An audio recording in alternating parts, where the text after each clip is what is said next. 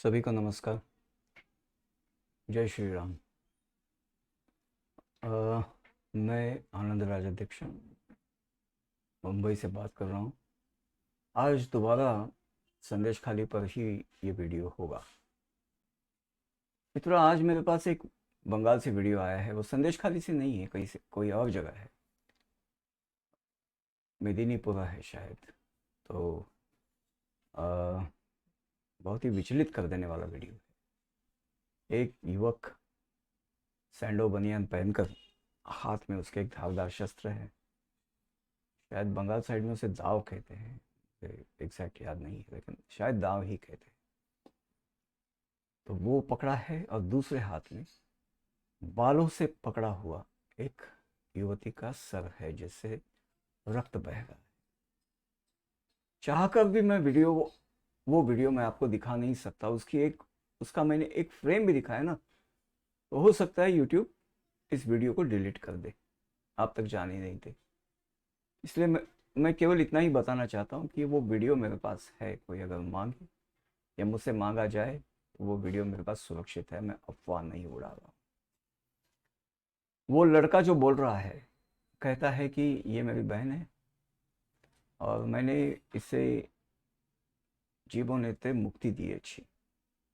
जब इस जीवन से मैंने उसको मुक्ति दे दी है। क्या ही कहें, क्या ही कहें। ऐसे वीडियोस, तब वीडियोस नहीं बनते थे।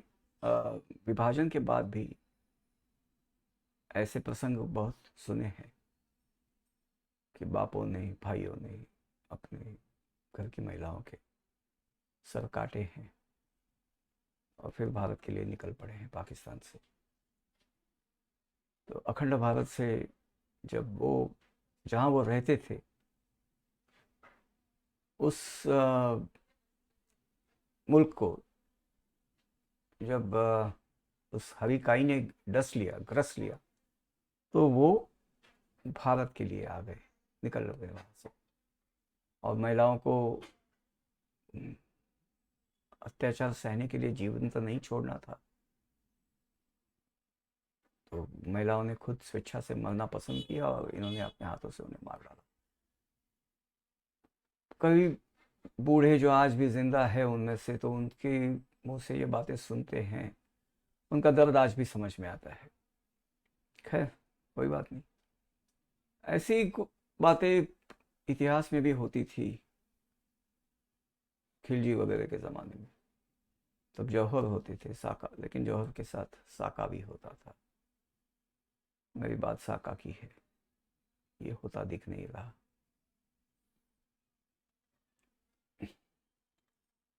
एक बात बताऊं, गांव आपका है। अगर गांव में ऐसे ये लोग, ये नर पशु अगर आते हैं, आप कुत्ते पाल सकते हैं जो भौंक भौंक के आपको उनके आने की सूचना दे। जैसे कुत्तों ने गांव जगाया, लोग घर घर में थाली बजाकर पूरे गांव को सचेत कर सकते हैं। हो सकता है इससे ही डर कर वो लोग आगे ना आए। लेकिन आप लोग घर में जो भी प्रतिकार के लिए चीज मिले, वो लेकर सारे लोग अगर बाहर निकले, अरे ऐसे में तो वाकई खूंखार पशु भी भाग जाते हैं। इनकी क्या औकात है। लेकिन आपको इनको जाने देना है या उनका कोई मिसाल बनाना है, ये आप पर निर्भर है। इतना ही कहूँगा, इससे ज़्यादा और क्या कहना। कल मैंने कहा था कि अमेरिका में जहाँ भेड़ पालते हैं लोग, तो भेड़ के बाड़े के बाहर भेड़िए तो आते हैं भेड़ों को मारने के लिए, मारते भी है। तो उन भेड़ियों का शिकार करके भेड़ के बाड़े के बाहर जो खंबे होते हैं ना, तो खंभों पर भेड़ियों के शव टांगे जाते हैं। उससे फिर भेड़िए आना बंद हो जाते हैं, ऐसा उनका अनुभव है। शायद इसीलिए लगाते हैं, और क्या।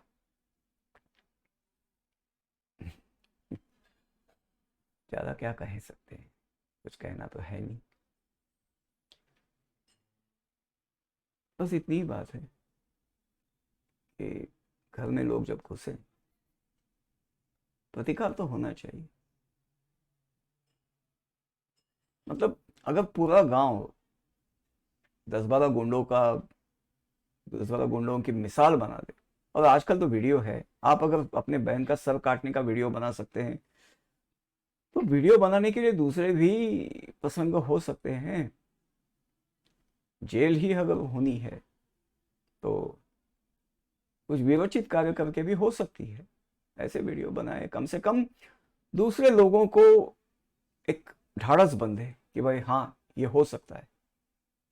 और अगर ये ढाढ़स बंधेगा तो फिर ये वारदातें बंद होंगी, क्योंकि वारदातें ऐसी ही बंद होती है, प्रत्युत्तर मिलता है, प्रतिकार होता है, तभी नर पशुओं को ऐसे ही सबक मिलता है। नहीं तो नर पशु इससे सीखते नहीं है। हिंस्र पशु भी सीख जाते हैं, नर पशु नहीं सीखते। उल्टी लिपि पढ़ते हैं ना, वो उनको सिखाना जरा थोड़ा थोड़ी टेढ़ी खीर होती है, थोड़ी उल्टी शिक्षा देनी होती है, जो उनको समझ में आए वो भाषा बोलनी होती है, तो समझते हैं, ऐसा नहीं कि नहीं समझते। वैसे एक बात बताता हूँ,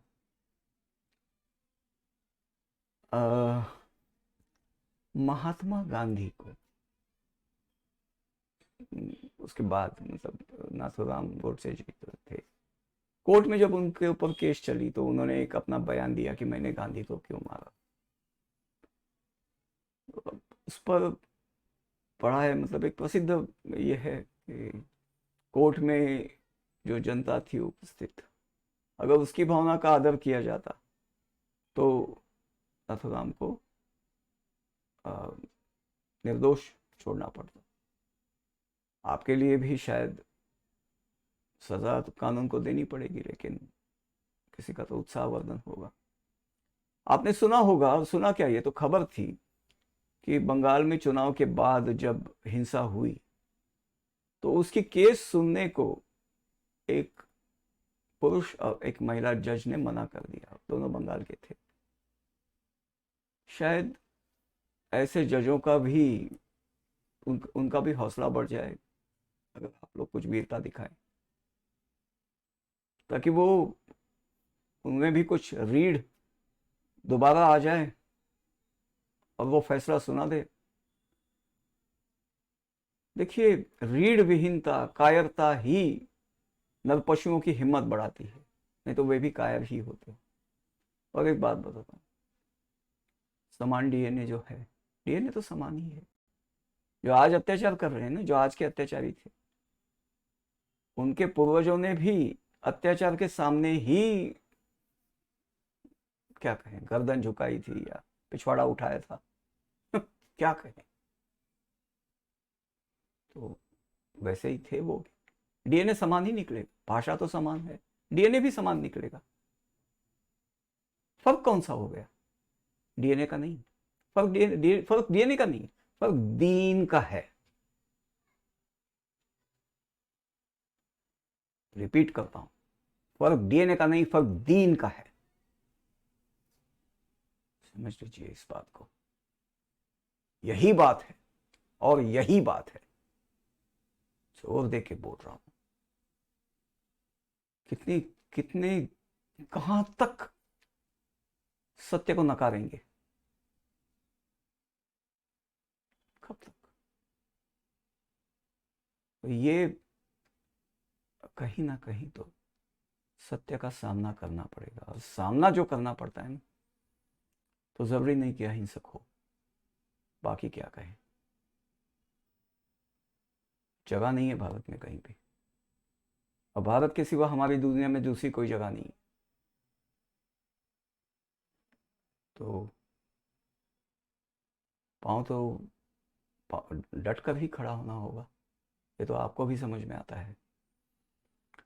और एक बात है मित्रों, शिवाजी महाराज के जो गुरु थे समर्थ रामदास, उनका एक श्लोक है, मैं आपको यहाँ उस श्लोक को बोल के बताऊंगा और उसका अर्थ भी बताऊंगा।